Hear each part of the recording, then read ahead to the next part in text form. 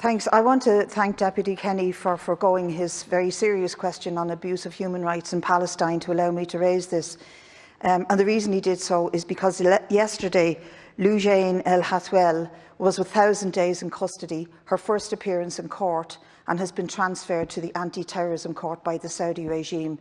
And her crime for posting posts on social media to do with women's rights. She was jailed just before driving was made legal for women, but she also campaigned, ironically too, on the question of domestic violence in Saudi Arabia. Yesterday was the UN Day on violence against women.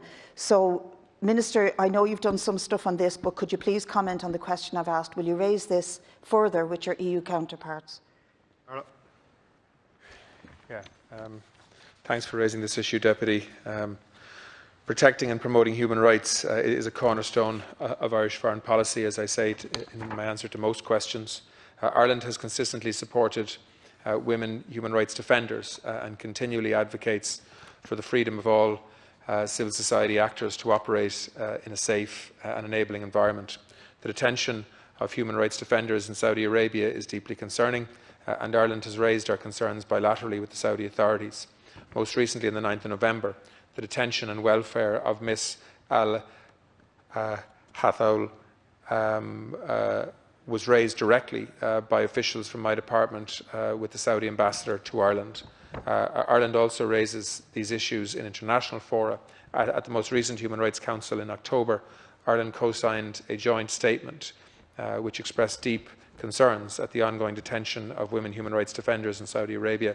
Ireland has also co-sponsored resolutions of the Human Rights Council calling upon states to investigate alleged human rights violations in the administration of justice and abuses suffered by persons deprived of their liberty. During the last Universal Periodic Review of Saudi Arabia's human rights record in November 2018, Ireland raised its concerns about the imprisonment of human rights defenders. Ireland regularly discusses these issues in various EU fora and works closely with other member states to ensure that human rights issues in Saudi Arabia are addressed. The EU delegation in Riyadh has raised the cases of the detention of the women human rights defenders, including Ms Al Hathwel, directly with Saudi authorities on multiple occasions and will continue to do so. We welcome that plans are advancing to establish the EU-Saudi Arabia human rights dialogue. This will provide a valuable additional forum to discuss human rights issues, including individual cases.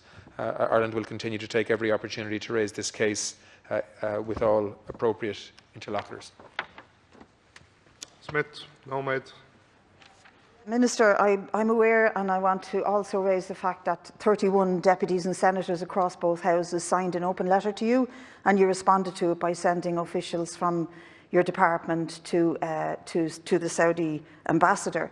I think we have to ratchet it up because they have certainly raised the bar. Yesterday, as I say, they transferred her. She had 1 day's notice that she was to appear in court after 1,000 days of illegal detention. Her family said when they saw her in court, they were shocked. She was shaking uncontrollably and she was very, very weak. She's been on hunger strike to protest both physical and sexual abuse and torture in prison. She's not the only feminist that's in prison in Saudi Arabia.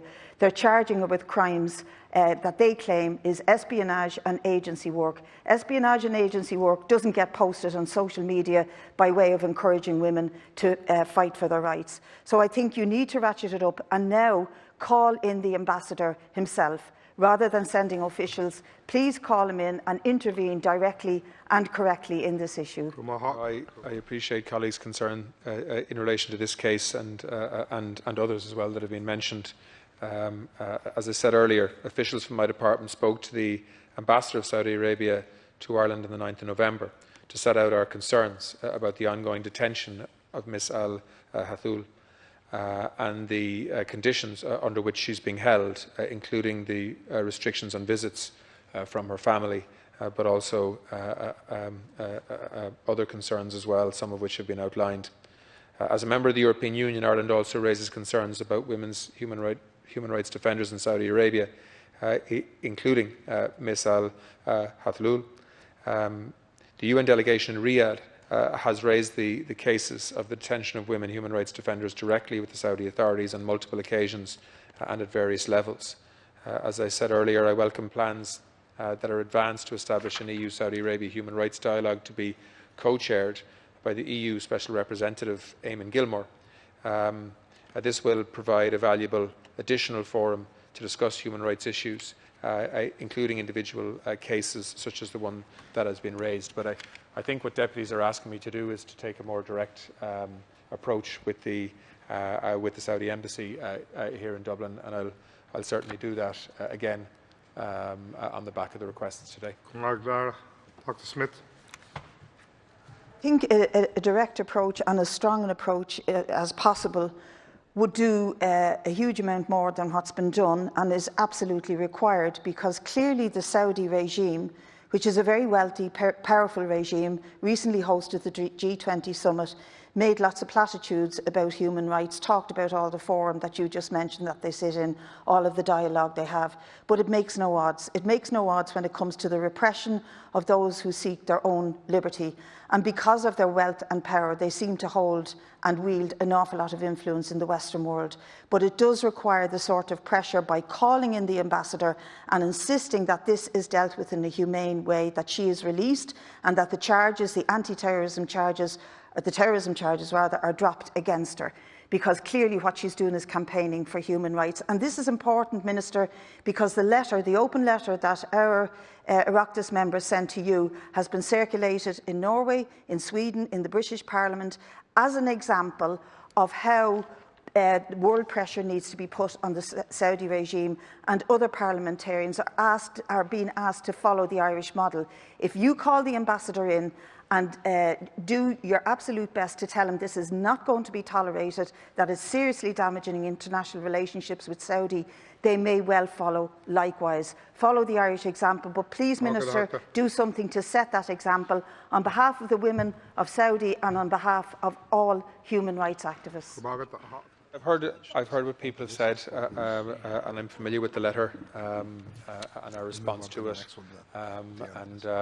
I'll certainly take on board the concerns that deputies have.